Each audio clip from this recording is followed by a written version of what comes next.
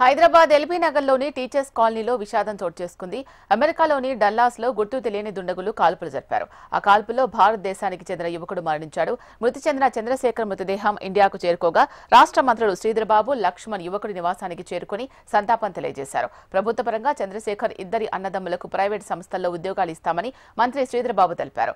SC ST నిధుల నుంచి business చేసుకోవడానికి వారికి 5 లక్షల రూపాయలు ఇవ్వడం జరుగుతుందని ఆయన అన్నారు. ప్రభుత్వం తరపున అన్ని రకాల సహాయ సహకారాలు అందిస్తామని మంత్రి లక్ష్మణ్ తెలిపారు. ఆ క్రమంలో కూడా అనుకోని సంఘటన, ఒక దుర్ఘటన, హంతకులతోని చంపబడ్డ మరి సోదరుడికి సంబంధించిన కుటుంబాన్ని ఆదుకోవాలి అని ముఖ్యమంత్రి గారు మరి వారి కుటుంబానికి 5 లక్షల రూపాయల ఎక్స్గ్రేషన్ ప్రభుత్వం తరఫున ప్రకటించడం.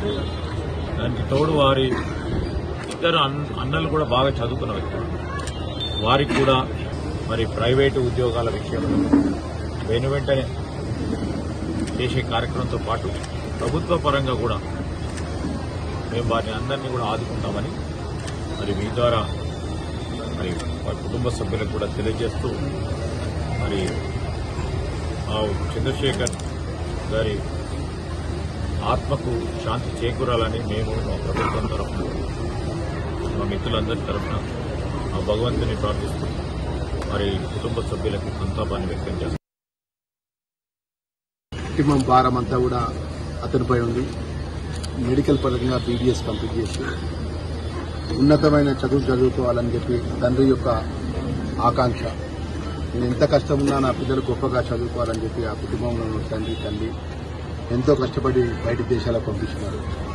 ఇక్కడ పీజీ కంప్లీట్ చేసుకుని చంద్రశేఖర్ తమ్ముడు అనుకోకుండా దుస్సంఘటన జరిగి చనిపోవడం జరిగింది.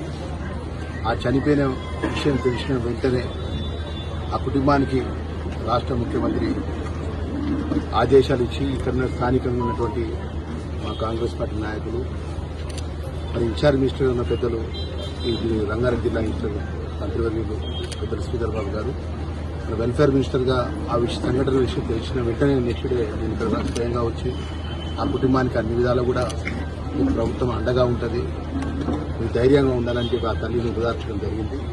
ఈరోజు ఉదయం 4 గంటలకు